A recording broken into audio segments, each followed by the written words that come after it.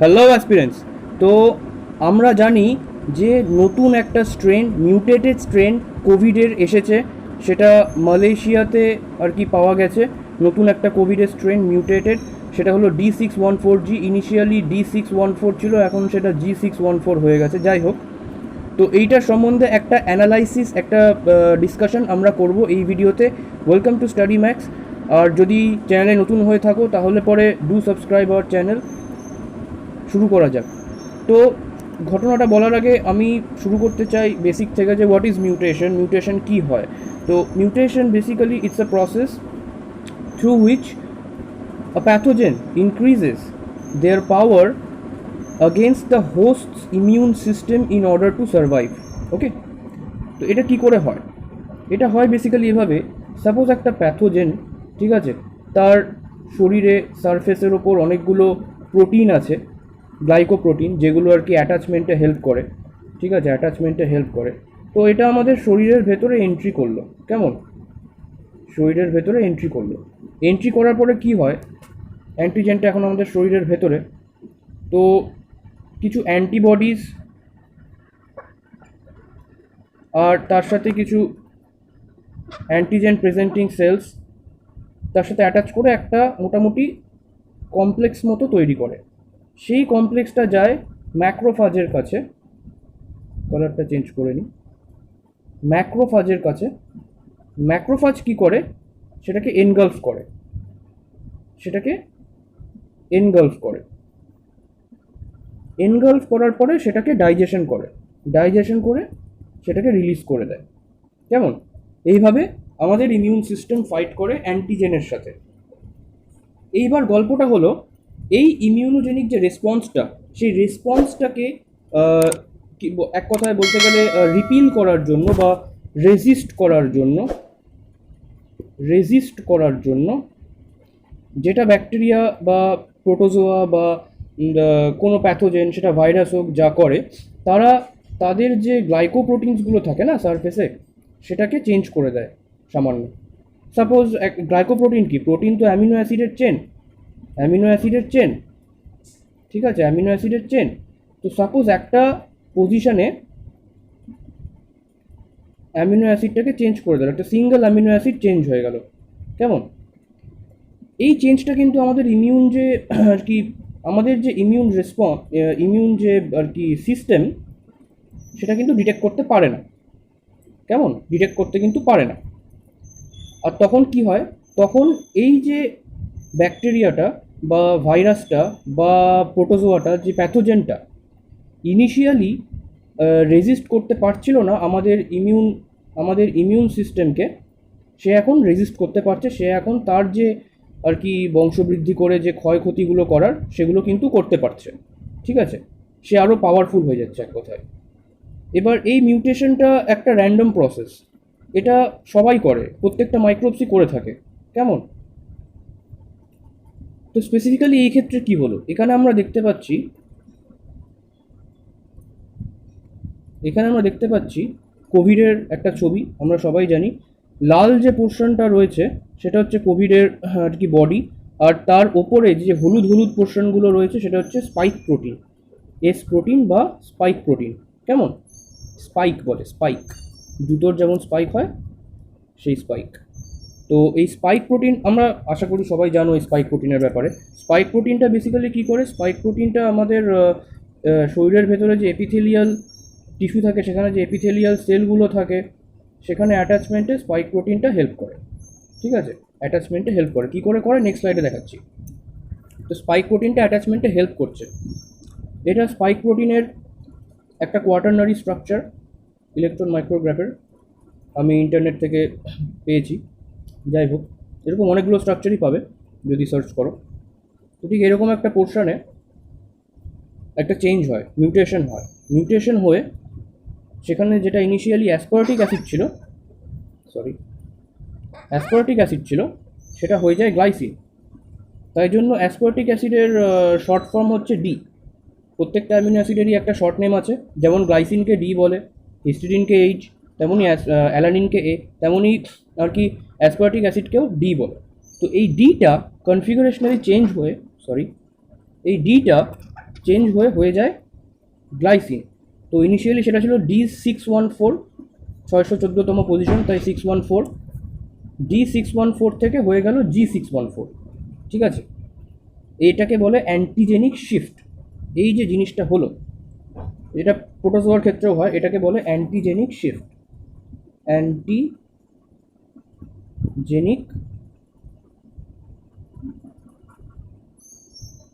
Shift, SHIFT, ঠিক আছে। তো এই যে মিউটেশনটা হচ্ছে, এতে কি হচ্ছে, এতে শরীরের ভেতরে যখন এই আর কি ভাইরাসটা ঢুকছে, তখন আমাদের ইমিউন সিস্টেম, যারা আর কি মানে অলরেডি ইমিউনিটি গেইন করেছে কোভিডের এগেনস্টে, তাদের ইমিউন সিস্টেম এটাকে আর ডিটেক্ট করতে পারছে না। তো এটা কতটা ক্ষতিকর, how harmful this mutation can be. এখানে একটা আর্টিকেল দেখতে পাচ্ছি, এরকম অনেক আর্টিকেল ইন্টারনেটে পেয়ে যাবে। ওকে, এটা মাইক্রোবিয়াল ইনস্টিংক্টসের একটা আর কি আর্টিকেল, যাই হোক। তো বলেছে, at UK results showed that patients infected with G614 variant had higher viral load compared to D614, মানে ভাইরাসটা বেশি পরিমাণে তাদের শরীরে আর কি ঢুকছে। তো ভাইরাসের যে মানে আর কি বলা যায় স্প্রেড হওয়ার যে প্রবণতা, আউটব্রেক হওয়ার, সেটা অনেকটা বেশি কম্পেয়ার টু D614 ভ্যারিয়েন্ট। এবার সেটা কেন হচ্ছে, এটা অনেক কারণে হতে পারে, কিন্তু ব্যাপারটা যেটা, যে increased viral shedding or increased viral load, মানে ভাইরাসের যে কোয়ান্টিটিটা বাড়ছে শরীরের ভেতরে, এটা শরীরকে ক্ষতি করছে ঠিকই, কিন্তু এটা ট্রান্সমিশনে কিন্তু কোনো হেল্প করছে না, মানে ট্রান্সমিশনে অতটা হেল্প করছে না। ট্রান্সমিশন যে বেশি হবে তার জন্য যে ট্রান্সমিশনটা বেশি হচ্ছে তা না, হোস্টের যে বডি, তার ভেতরে ক্ষতিটা বেশি হচ্ছে, বেশি করতে পারছে, কারণ তাদের ভাইরাল লোডটা বেশি, কেমন। কিন্তু সেটা যে ট্রান্সমিশনটা হচ্ছে বাইরে অন্য আর কি কোনো একটা হোস্টে, সেই ট্রান্সমিশনের যে রেটটা বেড়ে যাচ্ছে এর ফলে, এটা কিন্তু না, ঠিক আছে। তো এই জিনিসটা ক্লিয়ার হয়ে নেওয়া উচিত। The G614 variant can be deadly but not deadlier than D614, মানে যে ইনিশিয়াল ভ্যারিয়েন্টটা ছিল তার থেকে কিন্তু ডেডলিয়ার নয়, মানে it is deadly indeed, but it's not deadlier than the previous initial variant. Okay, but তো আরেকটা জিনিস দেখা যাচ্ছে, countries with higher G614 prevalence has higher fatality rates. এবার এটার অনেক কারণ হতে পারে, ঠিক আছে। তো এখন এই যে ভ্যারিয়েন্টটা G614, এটা ডমিনেন্ট হয়ে যাচ্ছে ওয়ার্ল্ড ওয়াইড, ঠিক আছে। কারণ ইনিশিয়ালি যে D614 যে ভ্যারিয়েন্টটা ছিল, সেটার এগেনস্টে অনেকে ইমিউনিটি গেইন করে নিয়েছে। তো এখন তাই জন্য এই স্পিসিসটা আর কি, এই যে মিউটেটেড ভার্সনটা, এর ডমিনেন্সটা দিন দিন বাড়ছে। এখানে আমরা একটা গ্রাফ দেখতে পাচ্ছি, গ্লোবাল ট্রান্সমিশনের এখানে একটা গ্রাফ দেখা হয়েছে, যে ফেব্রুয়ারির পর থেকে এপ্রিল, মে, ঠিক আছে, এরপর থেকে এই যে G614 ভ্যারিয়েন্ট, যেটা ইনিশিয়ালি ইংল্যান্ডে আর কি ইউরোপের দিকে পাওয়া গেছিলো, এখন ওয়েস্টেও আর এখন মালয়েশিয়াতেও পাওয়া গেছে। তো এই ভ্যারিয়েন্টটা আর কি বেশি ডমিনেন্ট হচ্ছে কম্পেয়ার টু D614, ঠিক আছে। এবার এটা আউটব্রেক যে বাড়ছে, এটার অনেক কারণ হতে পারে। এক হতে পারে সোশ্যাল ডিস্টেন্স মেনটেন করা, হয়তো সেই যে দেশে এই মানে আউটব্রেকটা বেশি হচ্ছে, সেখানে সোশ্যাল ডিস্টেন্সটা হয়তো ঠিকঠাক মেনটেন হচ্ছে না, আমরা এমনিও যেটা করি না। মাস্ক হয়তো ঠিকঠাক পড়ছে না, যেটা আমরা এমনিও করি না এখানে আমাদের দেশে, ঠিক আছে। স্যানিটাইজেশনটা ঠিকঠাক করা হচ্ছে না। তারপর হতে পারে যে ড্রাগসগুলো ইউজ করা হচ্ছে, সেগুলোর রিজিয়ন, অ্যাফেক্টেড রিজিয়নে সেটা কেমন কাজ করছে, সেগুলোর মোড অফ অ্যাকশন কী, mode of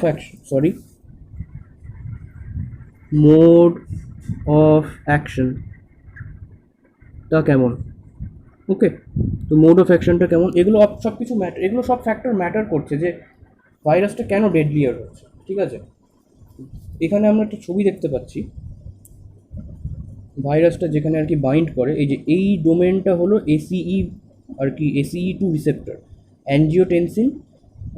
angiotensin converting enzyme 2 receptor. Okay, তো এটা হোস্টের যে আর কি মেমব্রেন, এপিথেলিয়াল সেলের যে মেমব্রেন, তার এখানে রিসেপ্টরটা থাকে, আর সেখানে স্পাইক প্রোটিনটা এখানে অ্যাটাচ করে সেলের যে এন্ট্রিটা তাতে হেল্প করছে, ঠিক আছে। এইবার যেহেতু মিউটেশনটা এই পোর্শনে হয়েছে, এই স্পাইক প্রোটিনে হয়েছে, তাই যে সমস্ত ড্রাগসগুলো, ঠিক আছে, এই বাইন্ডিং সাইটটাকে মানে সেলের এন্ট্রিকে আর কি প্রিভেন্ট করছিল, সেই ড্রাগসগুলো ফিউটাইল হতে পারে টুয়ার্ডস দিস পার্টিকুলার ভ্যারিয়েন্ট, কেমন।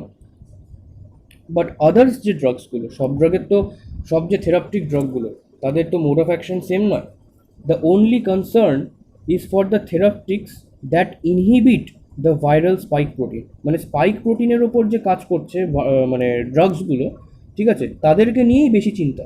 তারাই বেসিক্যালি এই মানে স্পেসিফিক আর কি কী বলে ভাইরাস মিউটেটেড স্ট্রেনটার এগেনস্টে ফিউটাইল হতে পারে, ইউজলেস হতে পারে, বা ঠিক কাজ নাও করতে পারে। ঠিক আছে, যদিও ওয়ার্ল্ড হেলথ অর্গানাইজেশন বারবার বলছে যে তাদের কাছে কোনো ক্লিয়ার এভিডেন্স আর কি নেই, no such evidence that can confirm the higher infectivity rate for this new variant. Okay, যদিও এই কথাটা কতটা সত্য আমরা জানি না, কারণ একসময় আমরা N95 মাস্ক পরতাম, এখন সেই N95 মাস্কটাও খুব একটা কাজের নয় তারা বলছে। তো ফ্যাক্টস আর চেঞ্জিং ডেইলি। ওকে, তো সেই জিনিসগুলোকে মাথায় রাখতে হবে, আমাদের নিজেদেরকে আর কি কশাস রাখতে হবে। এইবার ভ্যাকসিনের ওপর এর এফেক্টটা কী হতে পারে? ওকে, the highly prevalent G614 variant in the European population may cause antigenic drift, যেটা আমি ইনিশিয়ালি বললাম অ্যান্টিজেনিক ড্রিফটের ব্যাপারটা, resulting in vaccine mismatches that offer little protection to that particular group of patients যারা আর কি এই ভ্যারিয়েন্টের থ্রু আর কি ইনফেক্টেড হচ্ছে। ঠিক আছে, তো যে সমস্ত ভ্যাকসিনগুলো এই এই স্পাইক প্রোটিনের এগেনস্ট স্পাইক প্রোটিনে আর কি কাজ করছে, তাদের ক্ষেত্রে প্রবলেমটা হয়ে যাচ্ছে যে তারা এখন ঠিক রিকগনাইজ করতে পারছে না অ্যান্টিজেনটাকে। তো সেক্ষেত্রে তাদের ক্ষেত্রে এটা ক্ষতিকর মানে হতে পারে আর কি। তারা ভ্যাকসিনটা আর কি সেই সমস্ত পার্টিকুলার ভ্যাকসিন বা থেরাপিউটিক ড্রাগসগুলো এই ভাইরাসের এগেনস্টে কাজ নাও করতে পারে। এখানে আমরা ছবিটা যদি 4D মডেলটা দেখি, কোয়াটার্নারি স্ট্রাকচারটা, যে এটা রিসেপ্টর বাইন্ডিং ডোমেন আর এটা ACE2 রিসেপ্টর যেখানে তারা বাইন্ড করছে। রিসেপ্টর বাইন্ডিং যে ডোমেনটা, সেখানে কিন্তু কোনো চেঞ্জেস হচ্ছে না। ঠিক আছে, তো ভ্যাকসিন যে পুরোপুরি এফেক্টিভ নয় এই কথাটা কিন্তু ভুল।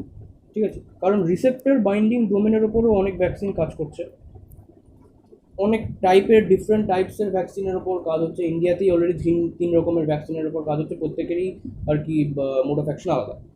সো যে রিসেপ্টর বাইন্ডিং ডোমেনে কিন্তু কোনো চেঞ্জ হচ্ছে না due to this particular mutation. So পুরোপুরি যে ভ্যাকসিনটা ভ্যাকসিনগুলো ফিউটাইল তা কিন্তু নয়। The D614G mutation happens in the viral spike protein. It does not change the receptor binding domain at the tip of the spike protein, which binds to the ACE2 receptor. ওকে, এই ফ্যাক্টটাই আমি বোঝাচ্ছিলাম। তো এবার ইন্ডিয়ার stance কী হতে পারে? ইন্ডিয়ার ক্ষেত্রে আর কি ব্যাপারটা কী হতে পারে, এই যে এখানে আর কি এটা রিসেপ্টর বাইন্ডিং ডোমেন আর এটা হচ্ছে ACE2 রিসেপ্টর। সো দুটো এখানেই আর কি এরকম করে বাইন্ড করছে, একটা ক্রস লিঙ্কিংয়ের মতো আর কি ব্যাপার আর কি হচ্ছে। ঠিক আছে, ওকে। তো ওভারঅল কনক্লুশনটা কি? যদি মিউটেশনের কথা স্পেসিফিক্যালি বলি, মিউটেশন যে আজ নতুন হয়েছে তা কিন্তু না। মিউটেশন যখন কোভিড প্রথম এনভায়রনমেন্টে আসে তখন ওরা অ্যানিমালের মধ্যে ছিল। ঠিক আছে, তারপর মিউটেশন হয়ে হিউম্যান পপুলেশনে জাম্প করলো, এখন তারপর থেকে কন্টিনিউয়াসলি মিউটেশন করে যাচ্ছে, নতুন ভ্যারিয়েন্টস আর কি এসে যাচ্ছে। তো এই মিউটেশনটা কখনো থামবে না। যে কোনো ভাইরাস, সেটা ফ্লু হোক, কী বলে তারপরে ডেঙ্গু হোক বা যাই হোক না কেন, তারা অলওয়েজ মিউটেশন করতেই থাকে। এবার ভ্যাকসিনের ক্ষেত্রে প্রবলেমটা হচ্ছে ভ্যাকসিন টার্গেট স্পেসিফিক হয়। একটা মিউটেন্টের আর কি ক্ষেত্রে যেখানে কাজ করবে, যে স্পেসিফিক যে জায়গাটায় পোর্শনটায় ভ্যাকসিনটা কাজ করবে, সেই পোর্শনে যদি কিছু চেঞ্জেস হয় তাহলে পরে সেই ভ্যাকসিনটা হয়ে যাচ্ছে ফিউটাইল, মানে সেই ভ্যাকসিনটা হয়ে যাচ্ছে ইউজলেস। ঠিক আছে, তো যদি ইন্ডিয়ার কথা বলি, দেখো ব্যাপারটা হচ্ছে there are already 11 SARS-CoV-2 types identified globally. Worldwide 11 টাইপের আর কি ভ্যারিয়েন্টস রয়েছে SARS-CoV-2 এর, তার মধ্যে অ্যাটলিস্ট 6টাই কিন্তু ইন্ডিয়াতে রয়েছে। ঠিক আছে, এটা লাস্ট জুলাইয়ের ডেটা আমি বলছি। ঠিক আছে, লাস্ট মাসে জুলাইয়ের রিসেন্ট ডেটা আমি বলছি। তো অলরেডি অ্যাটলিস্ট 6 টাইপের কিন্তু ইন্ডিয়াতেই রয়েছে। Few variants of vaccines may be futile against the new variant of SARS-CoV-2 according to few scientists. Okay, but proper যে কনক্লুশনটা দ্যাট স্টিল আ মিস্ট্রি, কারণ ভ্যাকসিন এখনো আসেইনি।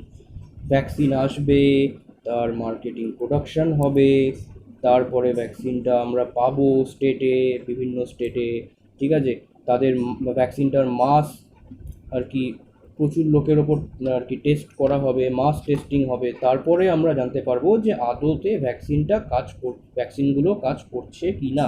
এবার সব ভ্যাকসিনই যে কাজ করবে না তা কিন্তু নয়, কিছু কাজ করবে কিছু কাজ করবে না। ওই যে বললাম যে টার্গেট স্পেসিফিক সাইটে যদি মিউটেশন হয় তাহলে পরে প্রবলেমটা সেখানে।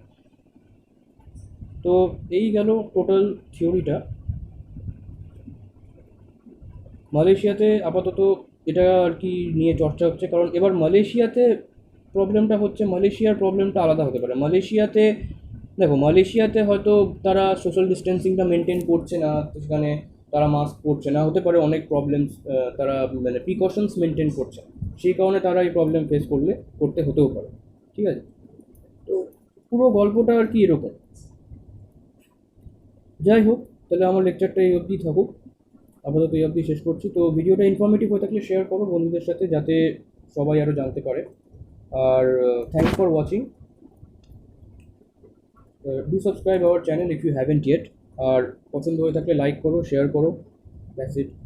C you on the next slide. Tata.